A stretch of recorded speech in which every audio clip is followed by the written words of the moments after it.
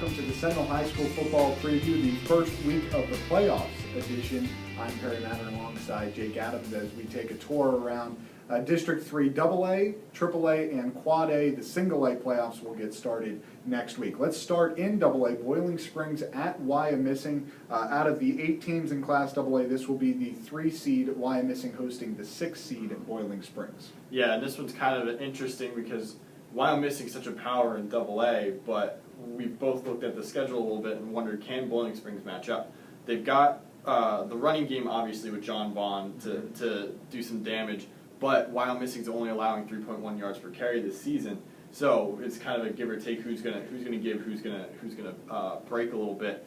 The thing I kind of want to see happen here is Boiling Springs is allowing 4.5 yards per carry. They're going to need a great game up front because this Wyomissing team has 2 guys with at least 17 rushing touchdowns, and that's an insane number. It really is. Wyomissing, their first loss of the season just came last week. Let's go to AAA, the 10 seed East Pennsboro at the number 7 seed Cocalico.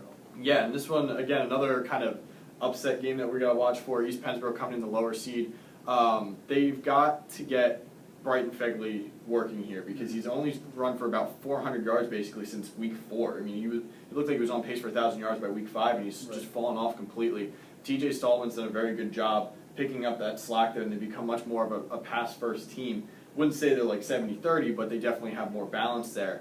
They've got to find that rhythm there on offense because Cocalico could cause some problems there against them. We're going to talk a little bit more about that game a little later on. Moving on to the other District 3 AAA game involving a Sentinel area team, that is Redland, the number 5 seed. They host number 12 Solenko, and this will be the first of 2 games this weekend at West Shore Stadium. Yep. Redland on Friday, Cedar Cliff on Saturday, and we don't really know much about Solenko. No, they've got a couple decent runners, and Robbie Heisel and Noah McCardle. They both got about 800 yards on the ground, 5 TDs apiece.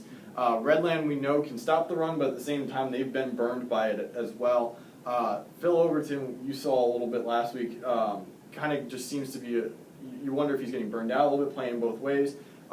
With Garrett Scott, though, if he gets running, we've seen this in a couple games this year, if he gets running, that opens everything else up, and they seem to just go lights out whenever he gets going both ways. If he can get a little bit through the air, about 100 yards, and let's say 60 to 80 yards on the ground too, and maybe a score or 2, this offense will be okay. And then the defense will be there to pick things up. The defense is solid enough. Completely agree about Garrett Scott. If he's going, that makes Overton go. They both really play off of each other in a big way in that read option game that Chad Weaver's team likes to run. Penn Manor at Cumberland Valley. This is in the District 3 Quad A playoffs. The number 7 seed Cumberland Valley hosting the 10 seeded Comets. And we don't know a whole lot about Penn Manor other than they eked out a win very early on back in the game in Ireland. They beat Cedar Cliff. Cumberland Valley, though, playing at their peak entering the playoffs. And Penn Manor, you kind of got to wonder, they've fallen off a little bit. They went 4-1 to start the season, I believe, and now they're 1-3 to end it. Right. I mean, they looked like one of the powers in this area, and with the way that they beat Cedar Cliff and how Cedar Cliff then, basically just marched on like nothing else happened, all of a sudden for the wheels to kind of fall off, this opens up the door for CV to have a potentially easy win here. Not to say that Penn Manor is going to roll over, but with the way that the CV defense has played of late, a couple shutouts this season, I mean, they're got to be one of those toughest defenses out there in this field. And if they can play the same game they have basically the past 3 or 4 weeks, it could be just all they need. Eagles have not allowed a point in their last 3 games. It's going to be over a month on Friday when they blow the whistles. And you think about that, that's insane. Right, like, it really is. That? And you run the ball, play defense, you're going to have a chance. I think they're a very good dark horse in that Quad A bracket. The number 6 seed, one ahead of Cumberland Valley, is Cedar Cliff.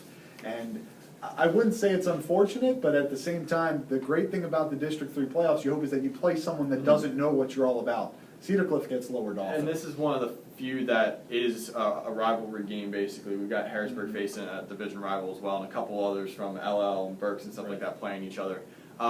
This one is kind of intriguing because Lower Dolphin is pointing at Jaden Demi on film and going, there's no way he's getting nearly 300 yards on us and 4 touchdowns again. And Demi's sitting there going, all right, I just did this to them once. I want to do it again.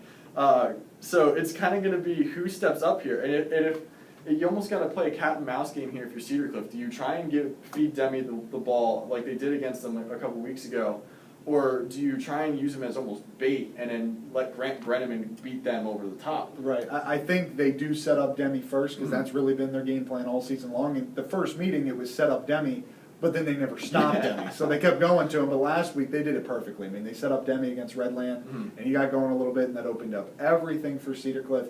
I think the Colts should be the favorite in this game and should win, but I'm just, you're afraid of a letdown because of how big that Redland game is. Yeah. It's not a playoff game, but it's bigger to those kids than any playoff. And they were the clear favorite a year ago against Penn Manor, and they lost too. So, and this is the bottom half of this Quad A bracket is brutal.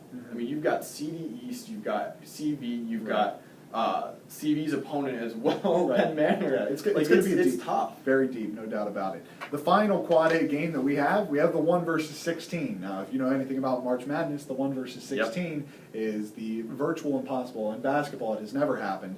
I couldn't tell you the stats on that in football, but Carlisle is the 16, their first time back in the District 3 playoffs since 2005, and as a reward, they get unbeaten Wilson.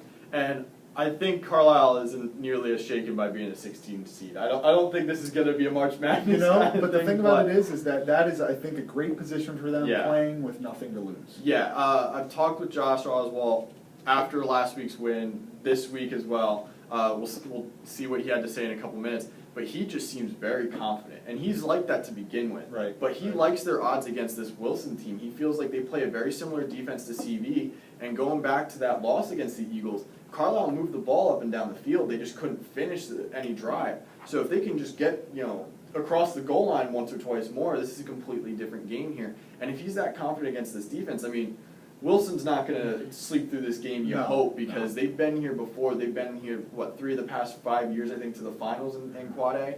So there's going to be plenty there. They've got to stop Shane Dantzler, though, their running back. There's a question if he's going to be in the game because he's been injured for the past few weeks. But if he is, the kid's averaging 8.5 yards per carry. If not, Tim Whitmore is just more than capable substitute.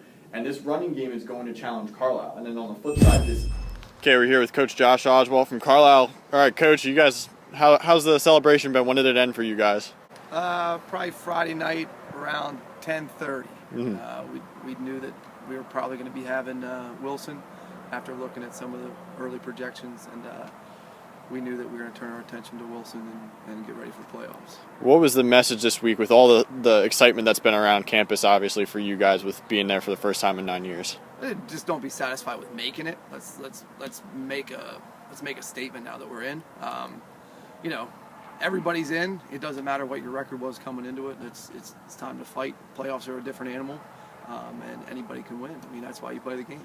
This front seven that they have is tough. Passing, they're going to get to the quarterback. Running the ball, they're allowing almost no yards, basically. What do you guys got to do against this front seven to be productive on offense? Just get after it. Obviously every defense has deficiencies. Every defense has a spot that they can be susceptible to giving up yardage. So we're just going to attack different areas and try to catch them off guard with the things that we do, and just continue to get after it. And talk about just trying to stop their running game too. Dantzler's been out for a little bit, and Whitmore's been subbing for him, but their run game is averaging over 6 yards a carry. What do you guys got to do to slow them down? Tackle. Play gap control, have gap integrity, and just wrap an ugly colored jersey that's coming into your gap. I mean, they're good. They're good. Their line does a great job running tracks. Their running backs are tough. Their quarterback's very, very heady, very smart. He runs the ball well too. We just got to take them out of their game and force punts, force turnovers if we can, and just kind of get them out of sorts. Thank you to Coach Oswald for taking time to talk with us this week. And now let's talk about these upset possibilities. 3 teams that are underdogs in our Sentinel area, 3 teams that are favorites. Let's talk about the underdogs first. Carlisle, East Pennsboro, Boiling Springs. Who has the best chance to pull one off? I got to say East Penn. Not that anyone really has an easy ride here, obviously. If you're an underdog, it's going to be a tough battle. Even if you're a favorite, it's a tough battle no matter what. East Pennsboro, those got kind of a lucky break with Cocalico. They're missing their starting quarterback with an ACL injury. So maybe there's a chance there. He's not exactly a throwing team there, but at the same time he could use his legs. I think also if TJ Stallman can keep up the pace that he's at, 25 TDs, 3 interceptions, he's been incredibly efficient. If he keeps this up, this offense will stay in it. And I think that's the key. I think Fegley, as you mentioned when we talked about this earlier, Fegley's got to be established, though, for that to happen. My pick, actually, I picked this game in our picks. I'm taking Boiling Springs to be Wyomissing. I don't think Boiling Springs is the favorite to win this game, but I think they match up well because they play the same style of game as Wyomissing does, ground and pound, and I love John Vaughn. I think he's just such, you throw the word gamer out there a lot, but he just seems tougher than everyone that is on the football field when he's on it. And that's coming off of injury, too, last year. He missed all of last season with a knee injury. And I disagree, though. I think Wyomissing, as much as we look at their schedule and wonder, are they actually as good as we think they are? They've been here before. They've done that. And they're not going to look at Boiling Springs with the experience that this team has. They're not going to overlook Boiling Springs. It's only an 18 field, so there's no real room to actually look ahead. It's game by game they got to look at. Very good points. Now let's go to the teams that we have. Cedar Cliff, Cumberland Valley, and Redland are all favorites to win. Who should be the most worried? I really think it's Cedar Cliff, just because it's a rivalry game. You mentioned it earlier. You want to go up against someone you don't know because you don't want your weaknesses to be so obvious. And Lower Dolphin and Cedar Cliff know each other very well.